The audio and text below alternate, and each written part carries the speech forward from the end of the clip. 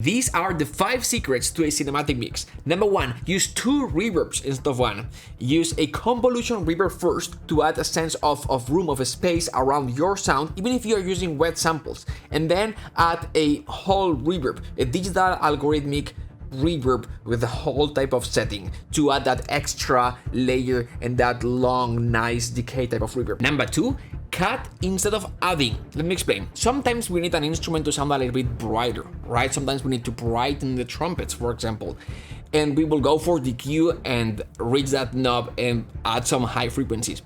Instead of doing that, cut some of the low frequencies, carve out some of those low frequencies, those annoying muddier frequencies, and by removing a little bit of those, the high frequencies will pop up. In general, mixing is more about shaping the sound rather than adding things to the sound. Number 3, do not reach for the EQ right away.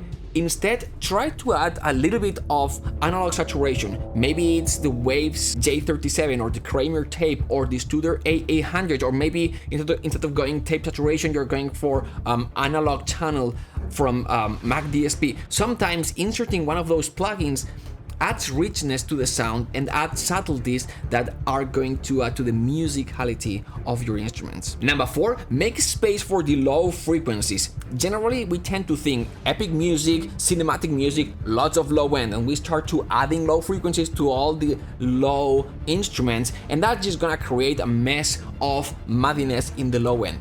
Instead, what you wanna do is you wanna remove a little bit and carve out some of the low frequencies for most of the low instruments and select one that's the one that's gonna carry the low end weight, the one that's even going to go in the subsonic area, and then you're gonna work on that one to make it sound really low. But first we have to make a space in the low frequencies. So for example, if you've got double basses but you also have an electric bass, the electric bass is the one that's gonna carry the real low end. Double basses are there, is the lowest part of the orchestra, but it's not the one that's gonna carry the lowest end of the entire arrangement. And number 5, it's not about the plugins. It doesn't even matter which plugins you use. It's way more important to get the balance right, to position the instrument the right way, to automate the mix so it feels natural and organic and musical, than having the most expensive plugin. A trick that I like using, and I learned that from Dennis Sands, and doesn't require any plugin, and it works great for like long sustain type of notes, like sustained strings or harmonics. I call it fluctuation type of automation. It basically works as you put the finger on the